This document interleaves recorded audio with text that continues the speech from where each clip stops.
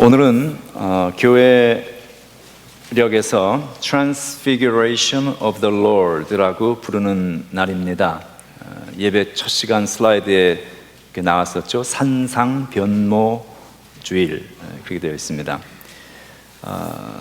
산상, 산 위에서 변모, 모습이 변한다. Transfigure. 그래서 주님이 제자들과 함께 높은 산에 올라가셨죠. 베드로, 요한, 야고보. 그리고 그 산 위에서 찬란한 하나님의 영광의 모습을 입고 변화되셨던 그날을 기념하는 날입니다. 그 주님이 올라가서 변화되셨던 그 산이 어떤 산인가? 이것을 성경은 우리에게 말하고 있지 않습니다. 그렇지만은 3세기경서부터 오리겐 같은 초대교회 교부들을 비롯해서 여러 많은 크리스찬들이 아마 그 산이 다볼산일 것이다 라고 추측을 했습니다. 갈릴리 호수가 있고 요단강이 이렇게 흘러내리고 맨 밑에 사해가 있는데 그 갈릴리 호수 남동쪽에 위치해 있는 산이 다볼산이라는 산이 있습니다. 거기일 것이다 이렇게 추측을 합니다. 그래서 그 다볼산에 4세기경에 그 교회를 세웠는데 그게 무너지고 다시 훗날 프란시스 수도회에서 지금 존재하고 있는 저런 교회를 건물을 세웠습니다. 그것은 예수님의 그 변화되셨던 트랜스피규레이션을 기념하는 그러한 예배당입니다. 그렇지만 그 예수님께서 올라가셔서 변화되셨던 모습이 변화되셨던 그 산이 다볼산인지 그 증거는 없습니다. 그리고 그것이 어느 산이냐 하는 것은 그렇게 중요하지가 않습니다. 중요한 것은 예수님의 변화되신 모습, 그 사건, 그것의 의미가 어디에 있는가 하는 것을 우리가 찾아볼 필요가 있습니다. 세 제자를 데리고 올라가셨는데 그곳에서 아주 찬란한 하나님의 그 형상, 이게 이 땅에 있는 사람이 흉내낼 수 없는 그런 아주 신비한 모습으로 주님이 변화되셨습니다. 영광의 광채가 쫙 흰옷 입은 그 세상에 성경 보면 빨래하는 자가 그렇게 희귀할 수 없을 만큼 이제 고대 사람들의 표현이죠. 더 이상 흰 백색이 날 수 없을 만큼 초순백색의 깨끗함과 영광의 빛이 쫙 레디에이션이 퍼져나가는 그런 아주 신비한 모습으로 바뀌셨다. 그리고 구약을 대표하는 두 명의 사람들이 등장을 합니다. 모세와 엘리야가 나타납니다. 모세는 율법을 대표하는 사람이고 엘리야는 선지서를 대표하는 사람입니다. 그래서 이 신약 성경에 보면 율법과 선지자라는 관용구 표현이 나오는데 그것은 구약 성경 전체를 일컫는 말입니다. 그래서 율법서라면 토라, 선지서는 그 구약에서 토라와 더불어서 가장 중요하고 큰 분량을 차지합니다. 그 외에 이제 성문서라는 책이 또 있죠. 그러나 어쨌든 유대인들에게서 가장 중요한 것이 이 율법과 선지자. 그래서 율법을 대표하는 모세, 선지자를 대표하는 엘리야 나타나죠. 그리고 이들이 예수님과 대화를 나누는데 이들이 예수님과 나누는 그 대화 속에 이 예수님의 변화된 모습의 이 사건의 의미가 무엇이냐 하는 클루가 들어있습니다. 누가복음 9장 31절 보면 이런 말을 하죠. 장차 예수께서 예루살렘에서 별세하실 것을 말하였다. 그러니까 그들이 나누었던 그 중요한 타픽의 핵심 내용이 무엇인가 하면 예수님의 별세. 근데 여기 이 별세라는 말이 영어로는 departure라고 되어 있는데 헬라어 신약 성경의 이 부분의 헬라어 원어에 보면 이 별세 departure라는 말이 exodus라고 되어 있습니다. 이 exodus라는 말은 출애굽이라는 이야기죠. 출애굽의 사건. 출애굽 사건이 무엇입니까? 출애굽의 사건은 죽음을 통한 구원의 사건입니다. 그렇죠? 그래서 이스라엘 백성들이 하나님 앞에 구원받은 사건, 자유와 해방을 얻고 약속의 땅을 향하여 나아가는 첫 출발의 사건이 출애굽의 사건입니다. 그런데 그들이 구원받는 생명의 백성이 되기 위해서 선행되어져야 했던 일이 하나가 있죠. 그건 죽음의 사건입니다. 무엇이 죽었는가 하면 어린 양이 희생이 되었죠. 집집마다 어린 양을 잡아서 그 피를 문설주와 임방에 바르면 죽음의 사자가 그 집을 넘어갈 것이다. 사람이 죽지 않고 어린 양이 대신 죽음으로써 이스라엘 백성은 구원을 받고 홍해라는 세례죠. 세례. 그 바다를 건너서 광야라는 여정을 시작하죠. 그리고 약속의 땅을 향해서 가는 거예요. 새로운 새 출발의 구원의 사건이 이게 엑소더스. 근데 지금 이 변화된 이 높은 산상에서 예수님과 모세와 엘리야가 함께 나누었던 이야기의 컨텐츠, 핵심이 뭐냐면 엑소더스에 관한 것이었다. 그래서 이 예수님께서 변화되신 이 모습은, 이 사건은 죽음과 구원이라는 예수님의 사역과 아주 밀접한 관련이 있는 사건입니다. 그냥 우리가 이거 예수님이 올라가셔서 뭐 산에서 엄청난 신비한 모습으로 변화되셨다 그러면 예수님이 한번 올라가셔서 야 니네들 까불지 마, 내가 누군 줄 알고 말이야, 내가 이런 사람이야, 뭐 이렇게 한번 보여주시려고 그랬을까라고도 생각할 수 있는데, 그것이 아니라 그 예수님께서 하나님의 형상, 그 모습이죠. 그 반영이죠. 사실 하나님은 우리가 볼 수가 없으니까. 그 모습을 보여주시면서 나누었던 이야기는 엑소더스에 관한 것, 죽음과 구원. 그래서 이 변화산상에서의 신비한 이 사건은 예수님의 고난을 기억하면서 우리의 죄를 내려놓고 하나님의 자비와 용서를 구하며 자기를 성찰하는 중요한 교회력 안에서의 어떤 시기와 맞물려 있는 사건입니다. 오늘 우리 장로님 기도하실 때도 그 기도하셨는데 이제 사순절이 시작되죠. 사순절이 그런 시간입니다. 나의 허물과 죄악을 주님 앞에 내려놓고, 이거 하나님 앞에 설 때는 반드시 해결이 되어야 하는 문제거든요. 그 자기 성찰의 시간입니다. 그리고 나를 위해서 피 흘리신 예수 그리스도를 기억하며 주님 앞에 가까이 나가는 시간, 이게 사순절.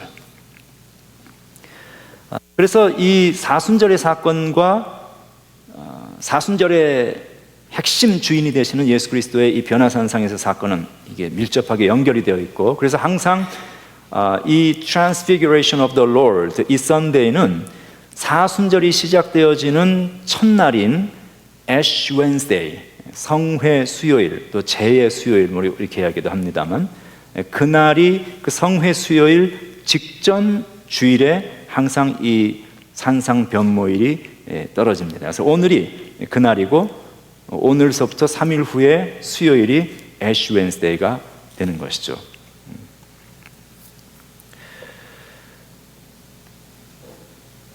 이어서 오늘 본문은 그 산상 변모일과 밀접한 관련이 있는 출애굽기 34장의 사건을 또 배경으로 기록이 되어 있는 말씀입니다.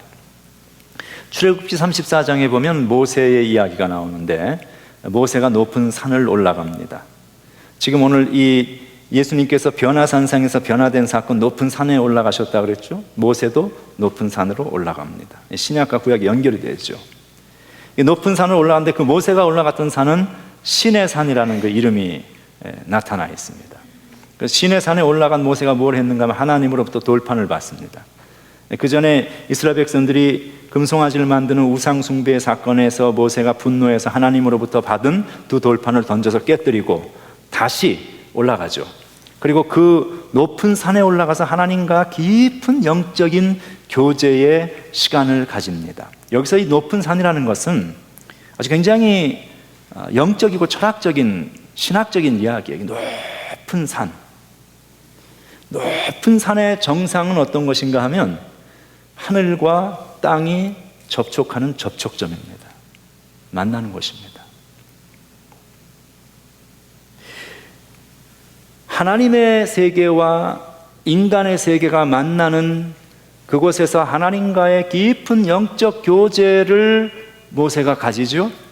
그리고 하나님으로부터 언약의 증거판을 받아서 내려옵니다. 그러니까 이 모세는 하나님의 영광이 그 몸속에, 그 삶 속에 가득하게 충만하게 반영이 된 그런 모습으로 내려옵니다. 그러니까 얼굴에 광채가 났다 이렇게 되어 있습니다. 이게 모세가 내려오니까 그 하나님의 영광의 빛이 반영되고 있는 모세 얼굴을 사람들이 쳐다볼 수가 없었다. 두려웠다. 죄인인 인간들이 하나님 감히 우러러 볼 수 없지 않습니까? 그래서 모세가 자기의 그 얼굴을 이렇게 베일로, 수건으로 가렸다 이렇게 되어 있습니다. 그리고 회막에 들어가서 하나님과 함께 교제할 때는 그 수건을 벗고 그래서 하나님과 대면하듯이 깊은 영적인 교제를 가지고 다시 사람들에게 나와서 말을 할 때는 수건으로 얼굴을 가렸다. 그것이 이제 출애굽기 34장에 있는 내용이고 그 말씀이 오늘 우리가 읽은 고린도후서의 이 본문의 배경이 되어지는 말씀입니다. 자, 그런데 바울이 이 모세의 사건을 설명을 하는데 조금은 수수께끼와 같은 그런 이야기를 합니다. 모세가 수건을 왜 썼느냐? 수건을 쓴 이유는 장차 없어질 영광에 이스라엘 백성들이 너무 지나치게 주목하지 않도록 하기 위해서 수건을 썼다. 이렇게 이야기를 합니다. 그러면 이 장차 없어질 것이라는 것은 무엇을 의미할까? 또 이스라엘 백성의 마음이 완고하여져서 돌처럼 굳어져서 성경을 읽을 때에 그 수건이 벗겨지지 않고 있다. 성경은 읽는데 수건이 덮여 있다는 거예요. 그들의 마음이 수건에 덮여 있다. 이렇게 이야기를 합니다. 자, 그리고 이 수건은 언제 없어지는가 하면 그리스도가 오시면 없어지게 된다. 이렇게 이야기를 합니다. 그리고 지금 수건으로 마음이 덮여 있는 사람이라 할지라도 그가 그리스도에게로 돌아오기만 한다면 그 수건이 벗어지게 된다라고 이야기를 합니다. 수수께끼 같은 이야기를 계속하고 있는 것이죠. 자, 그러면 이 이스라엘 백성들의 마음을 덮어버린 이 수건, 그래서 그들이 마땅히 보아야 할 것을 볼 수 없게 한 그것, 이것은 무엇일까? 여기 보면은 이 수건은 장차 없어질 영광을 주목하지 않도록 하기 위해서 쓴 것이다 라고 이야기했는데, 여기서 이 장차 없어질 것이라는 것은 바로 구약의 율법을 말합니다.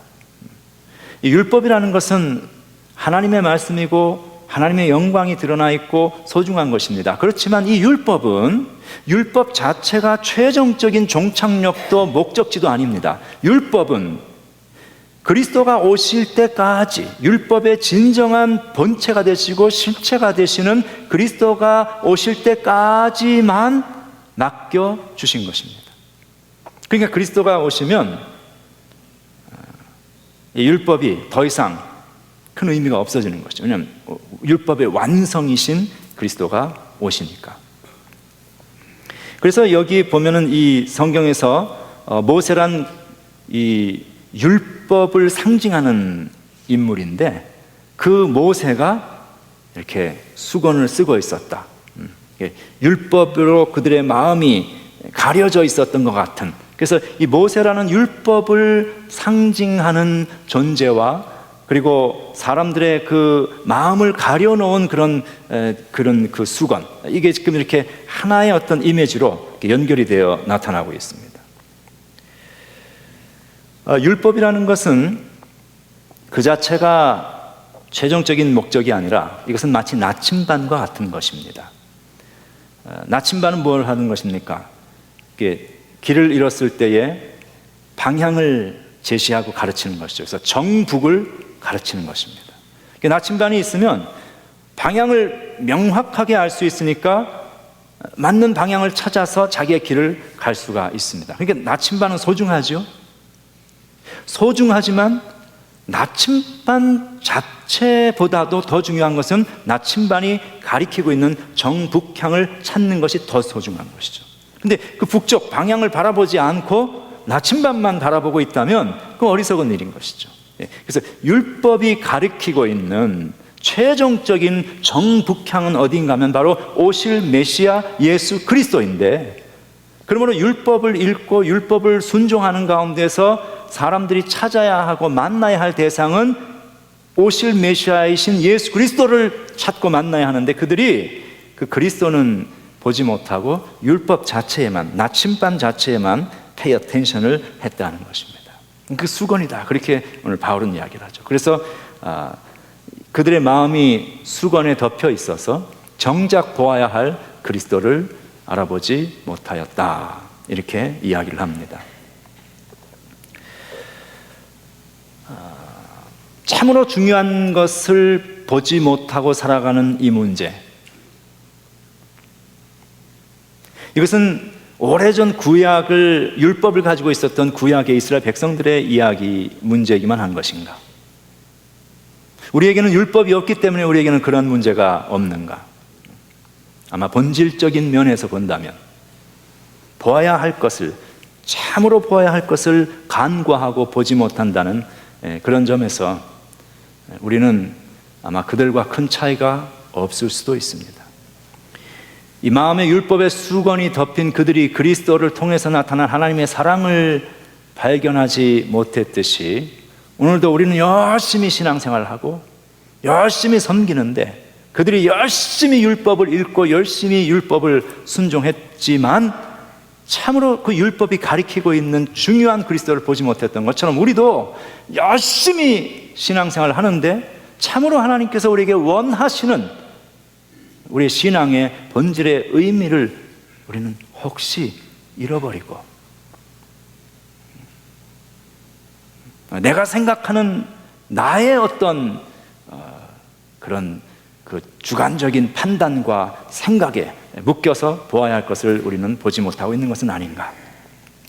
우리 한번 생각을 해볼 필요가 있습니다. 예수님께서 변화되셨던 산상변모 사건을 표현하고 있는 여러 많은 그 화가들의 작품들이 있었고, 또 건축물에 나타나 있는 그런 아트 워크들이 있는데, 그 중에 이제 몇 가지를 이렇게 보면은 가장 오래된 것입니다. 이게 이제 그 트랜스피규레이션에 대해서 표현하고 있는 가장 오래된, 이게 비잔틴식의 그 모자이크입니다. 그 애굽의 시나이에 있는 세인트 캐서린스 그 모나스터리 수도원에 있는 모자이크인데, 이게 아주 가장 현재 현존하는 것 중에 오래된 그런 스타일의 트랜스피규레이션 작품입니다. 그리고 같은 수도원의 훗날 아주 후대의 12세기에 만들어진, 이것은 동방교회의 그런 그 어떤 이토스, 동방교회의 어떤 기풍과 그런 모습들이 이렇게 반영되어 있는 그런 작품입니다. 여전히 예수님의 트랜스피규레이션을 보여주고 있고요. 16세기로 넘어오면은 이것은 서방교회의 모습들이 나타납니다. 서방교회 모습들이 쭉 나타나고, 그런가 하면은 또 이어서 이것은 그 Theophanes of Greek라는 사람인데, 컨스탄티노플에서 출생을 해서 러시아로 건너가서 아이콘을 그리는 화가로 살았던 아주 유명한 사람입니다. 이 사람이 그린 이 트랜스피규레이션, 여기 보면 좀 예수님의 그 스킨, 또 제자들의 스킨이 좀 다크한 그런 모습으로 이렇게 나타나고 있는 것을 보게 되죠. 그런가 하면은 이 트랜스피규레이션 중에 또 가장 우리들에게 많이 알려지고 유명한 것 중에 하나가 르네상스의 3대 거장 다빈치, 그리고 미켈란젤로와 더불어서 함께 한 획을 그었던 라파엘로의 이 그림입니다. 이게 바티칸 시티에 있는, 이것은 이제 르네상스를 또 문예 부흥을 보여주고 있는 그런 작품입니다. 그런가 하면 이것은 아프리카의 카메룬에서 태어난 그런 작가의 그림인데, 아프리칸 아메리칸이죠. 그 사람이 그린 그림인데, 이게 지금 그 벤더빌트 신학교에 이렇게 전시가 되어 있는 예수님의 이 변화산상에서의 모습입니다. 근데 여기 보면 예수님이 완전히 흑인으로 나와 있어요. 제자들도 다 흑인으로. 왜냐하면 자기들은 흑인밖에 모르는 거죠. 왜냐하면 거기서 태어난 사람들이니까 자기들에게 있어서 예수님이 백인이라는 얘기는 이게 굉장히 자기들에게 다가오지 않는 거예요. 그래서 이런 이제 모습들을 보게 됩니다. 그래서 이런 여러 그 그림들에서 우리가 발견하는 것은 시대마다 또 문화마다 같은 사건을 보는 관점이 그 어떤 배경에서 그것을 보는가에 따라서 달라진다는 것이죠. 그래서 같은 사건을 표현하는 그런 내용이 다 달라진다. 어떤 사람은 예수님을 백인이라고 이해하고, 어떤 사람은 예수님을 좀 갈색 피부를 가진 분이라고 이해를 한가 하면, 어떤 사람은 예수님이 흑인이다, 그렇게 보고 싶어 하는 거예요. 그렇게 이해합니다. 그래서 다양한 자신들의 가지고 있는 경험과 자신의 속한 문화와 자신이 알고 있는 어떤 그런 내용들을 통하여서 하나님을 이해하고 또 신앙을 이해하는 방식이 모두가 인간들이 다르다는 것입니다. 그러니까 우리가 여기서 한 가지 생각할 것은 다 다른 배경에 있는, 그게 다 틀린 것이냐, 그걸 무조건 틀렸다고 이야기할 수는 없다는 것이죠. 그 사람들은 그런 방식으로 하나님을 이해하는 거예요. 그걸 틀렸다고 하기보다 그들의 방식대로 하나님을 이해하는 그 방식 자체를 우리가 존중할 필요가 있는 거예요. 왜냐하면 같은 하나님을 찾고 있는 것이죠. 그런데 인간 자체가 자신의 경험과 문화의 토대에서 사물을 해석하고 이해하는 그런 존재이기 때문에 문화마다 또 사람마다 예수님에 대해서 또는 신앙에 대해서 가지는 어떤 관점과 그 이해 방식이 전혀 다를 수가 있습니다. 하나님을 이해해 가는 방식도 전혀 다를 수가 있습니다. 여기 우리 성도들이 이렇게 앉아 계시면 여러분들도 하나님을 만나는 방식, 하나님을 이해하는 방식이 다 나름대로 다릅니다. 내 방법만이 꼭 옳은 것이니까 나처럼 믿어야 된다라고 이야기하는 것은, 이것은 아주 폭력이죠. 다른 사람이 다 가지고 있는 그러한 나름대로의 하나님에 대한 이해 방식을 우리는 존중할 필요가 있어요. 인정하는 것이죠. 그래서 어떤 면에서는 자신만이 이해할 수 있는 그런 신앙의 방식으로 하나님을 이해하고 하나님에게 다가가고 접근하는 그런 신앙의 방식이, 그런 접근이 아주 중요한 하나님에 대한 이해의 길이 될 수 있습니다. 그것은 사실입니다. 그렇지만 그것이 지나치게 나가다 보면 성경이 이야기하고 있는 본질에서부터 너무 멀어진, 내가 쓰고 있는 나의 색안경으로 모든 성경을 해석해 버릴 수 있는 그런 잘못된 접근이 될 수도 있다는 것. 결국은 내가 가지고 있는 성경에 대한, 신앙에 대한 접근 방식이 어쩌면 하나님을 바르게 이해하지 못하게 만드는 수건이 될 수도 있다는 것입니다. 유대인들은 율법이라는 수건에 눈이 가려져 있었습니다. 그들은 그것이 하나님을 찾고 하나님을 만나는 최선의 방법이라고 생각하고 열심히 율법을 행했습니다. 그런데 그들이 행했던 율법만이 하나님에 대한 최선의 어프로치라고 생각했던 그 지나친 그것이 그들에게 수건이 되어버렸죠. 그들은 정말로 보아야 할, 율법이 가리키고 있는 정북향에 있는 예수 그리스도를 보지 못하고 나침반만 보한 사람들이 되어버렸습니다. 그런 일들이 우리에게 있다는 것이죠. 남미의 해방신학은 그리스도를 어떻게 이해하는가 하면 정치, 경제, 사회적인 면에서 착취받고 억압받고 소외된 가난한 그런 민중들을 해방시키기 위해서 오신 혁명가로서의 예수 그리스도로 봅니다. 그러니까 그들이 해석하는 성경은 전부 그런 식으로만 다 천편일률적으로 해석을 하니까 성경에 물론 가난한 자를 위해서 오신 예수님의 모습이 있죠. 그러나 그게 다는 아니거든요. 그렇게만 보기 시작하면 성경에 이야기하는 포괄적이고 중요한 핵심들을 놓쳐버릴 수 있다는 것입니다. 이 여성신학이라는 것이 생겨나서 그것이 우리 신학계에 아주 중요한 그 기여를 했습니다. 뭐냐면 항상 가부장 세계 속에서 남성 위주의 성경에 대한 해석과 성경에 대한 어프로치. 남자들의 생각만이 다는 아니잖아요. 그렇죠? 여자들이 볼 수 있는 디프런한 관점이 있을 수 있고, 여자들이 보는 감성이 있을 수 있고, 그 방법, 그 어프로치가 있는데, 그것은 역사를 통해서 계속 무시되어 왔거든요. 그러니까 여성들이 화가 나니까 이제 여성 신학을 하는 극단주의적인 신학자들이 나타나서 또 이게 너무 극단적으로 가버린 거예요. 이거 다 뒤집어 엎어야 된다, 이거. 남자들 이거. 그래서 성경에 나오는 모든 모티브를 다 남성들에 의해서 억압받고 착취받았던 여성들을 해방시키는, 그리고 이 남성에 대한 정의의 이 부정한 그런 그것들을 다 뒤집어 엎는 그런 것으로 그렇게 보았습니다. 그래서 여성들의 한을 푸는 그런 신학이 되어버렸습니다. 그 성경의 하나님은 한의 하나님이 아니거든요. 무슨 죽은 머리푼 처녀 귀신이 한이 맺혀서 나타나는 그런 하나님이 아니라, 하나님은 부족하고 잘못했어도 그들을 감싸주시고 용서하시고 기다려주시는 그런 하나님. 이게 어프로치가 문제가 됐다는 것이죠.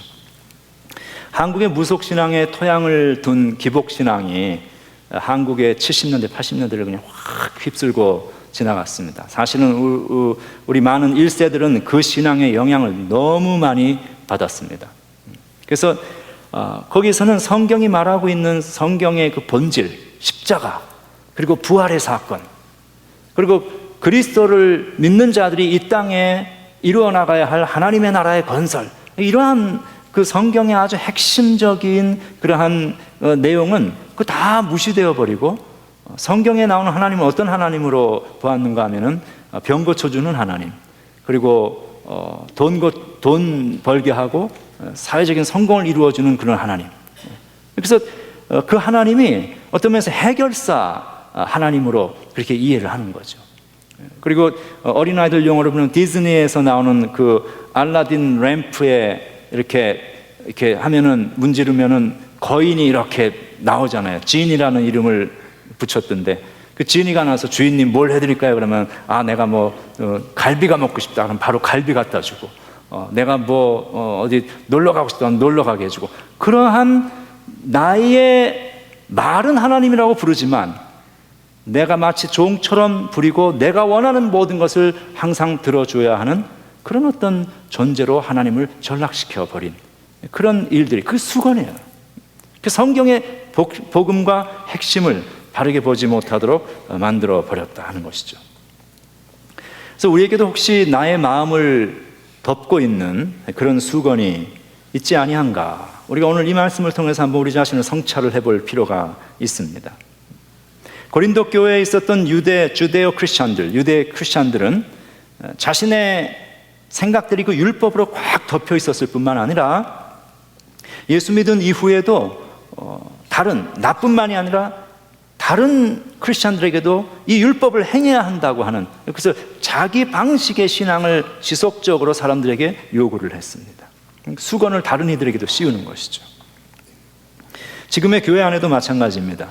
예수도 영접하고 교회도 다니지만 내 방식대로 주장하고, 이전에 살던 세상의 가치와 습관에서 여전히 내가 떠나 있지 아니한 그러한 모습으로 교회에서, 그래서 아직도 하나님의 나라와 하나님 백성의 가치로 살기보다는 세상의 가치를 가지고 붙들고 있는 사람들, 성경은 열심히 보고 교회 생활 열심히 하긴 하는데 여전히 세상이라는 수건이 나를 이렇게 가리고 있는 그런 모습이 있을 수 있습니다.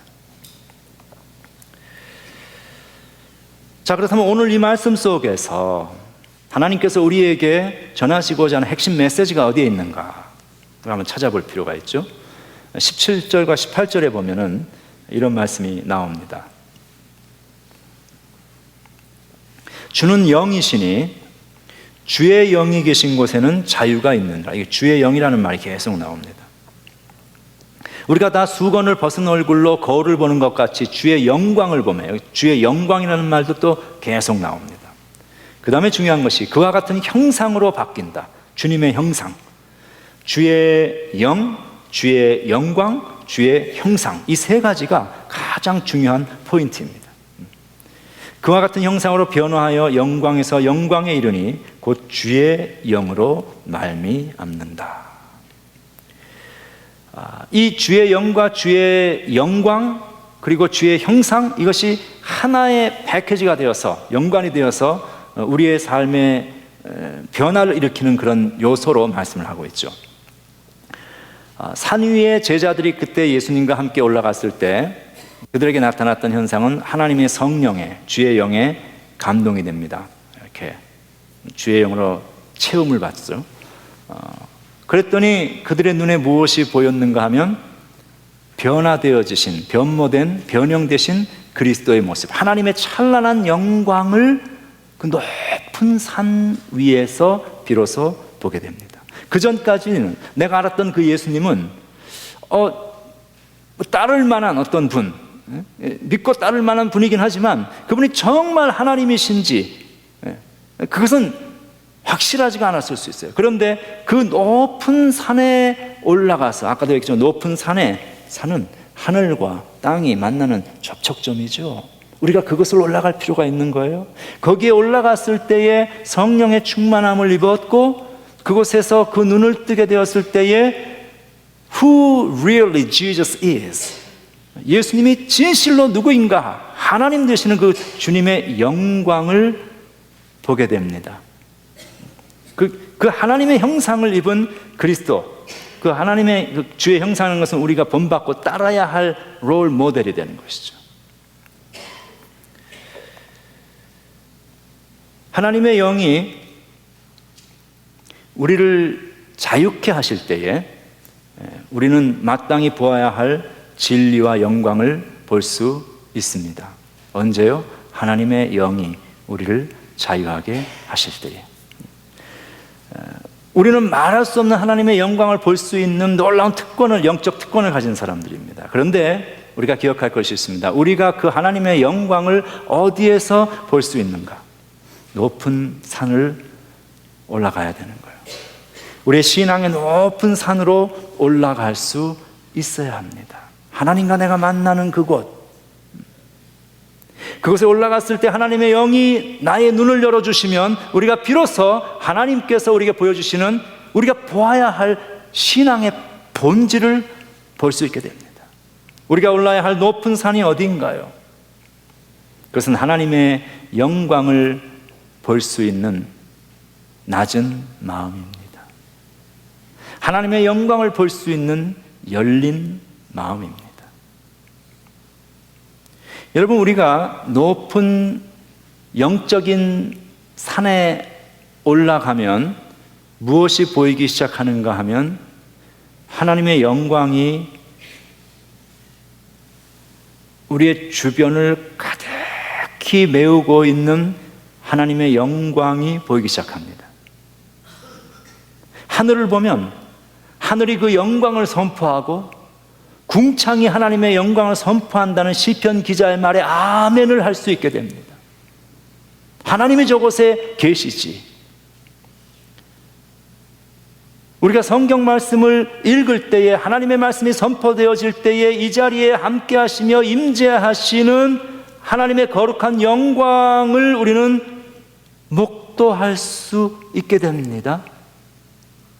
우리가 함께 찬양하며 기도하는 그 찬양의 높은 산에 우리가 올라갔을 때 우리는 그곳에 임재하시는 거룩한 하나님의 임재를, 그 영광을 보게 됩니다.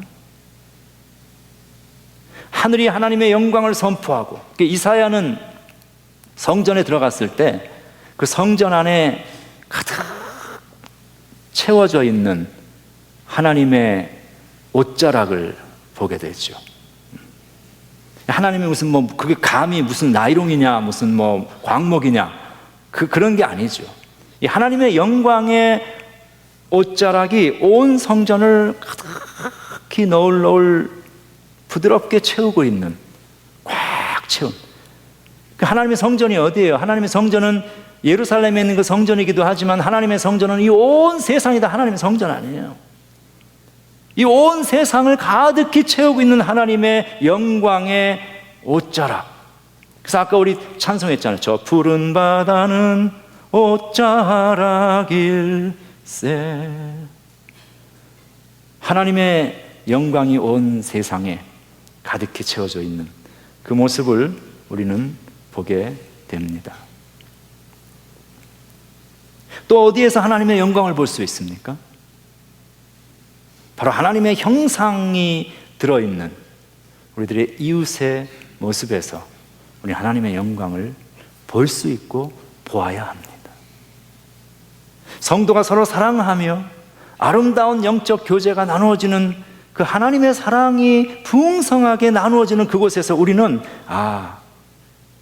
하나님의 영광과 하나님의 사랑이 이 아름다운 영적 관계성 속에 지금 현현 나타나고 있구나 하는 사실을 비로소 우리는 보게 되는 것이죠.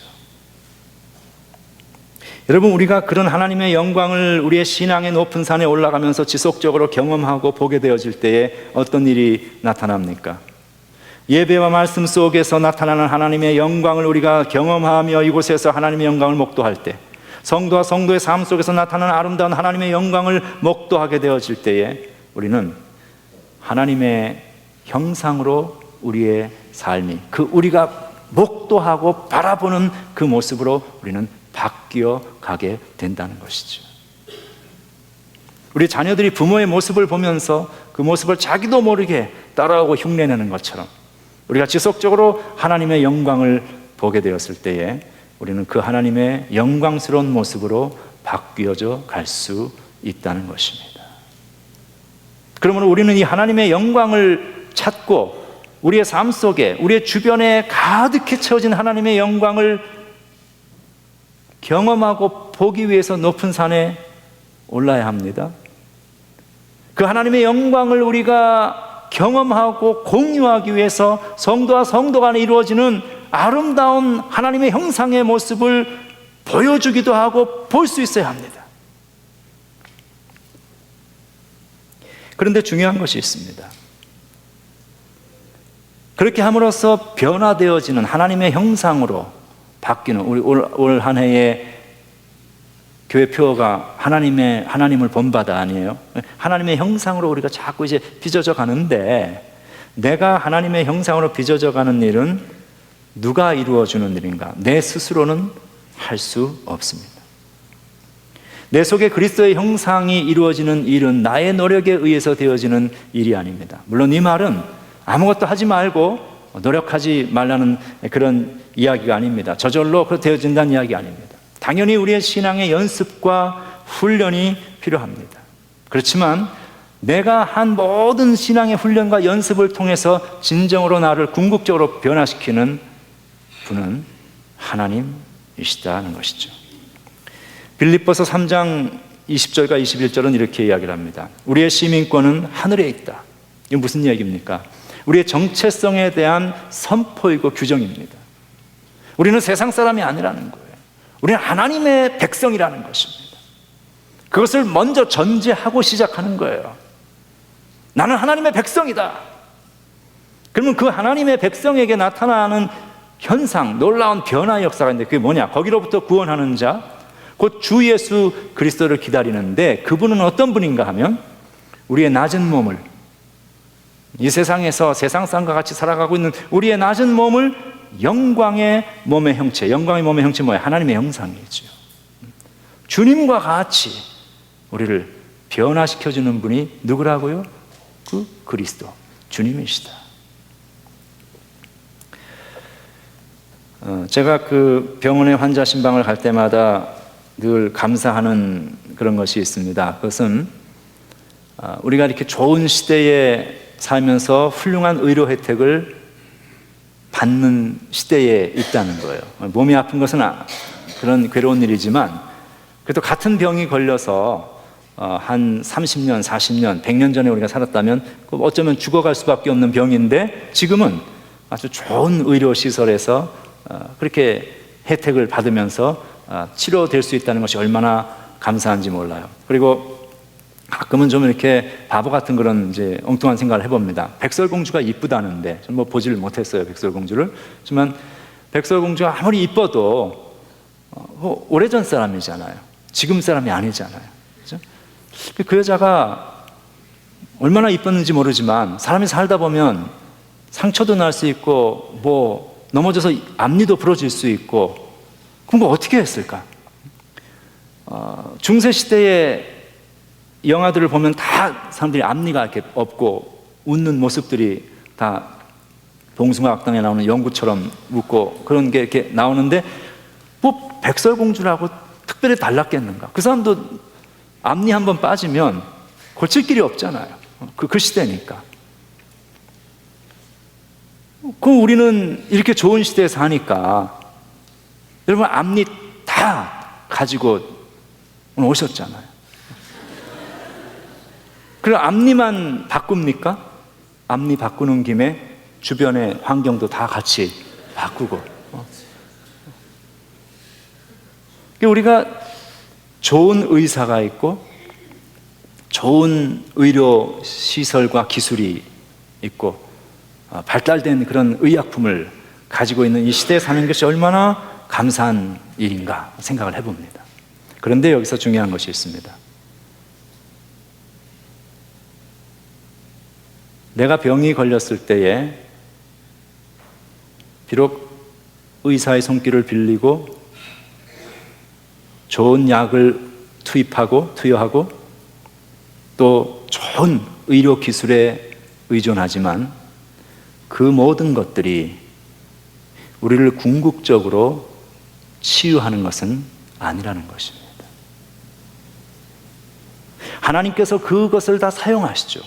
의사를 하나님의 손에 들림받은 툴로 사용하시고 약물을 사용하시고 의료 기술을 사용하시지만 그것이 다 투여되고 적용되었을 때에 그게 우리 몸속에 들어가서 가야 할 곳으로 가고, 그래서 우리 몸속에 새로운 세포가 살아나고 순환이 이루어지고 정상으로 우리의 몸이 기능을 회복되어지는 회복과 치유의 역사는 우리의 육신과 생명의 주인이신 하나님 한 분만이 하실 수 있다는 것입니다.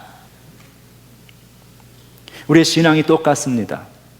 내가 열심히 성경 보고 내가 열심히 기도하고 열심히 찬송하고 우리가 높은 산에 올라가야 합니다.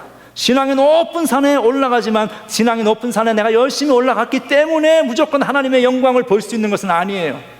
여기 오늘 말씀 마지막, 그리스도께서 마지막에 그렇죠?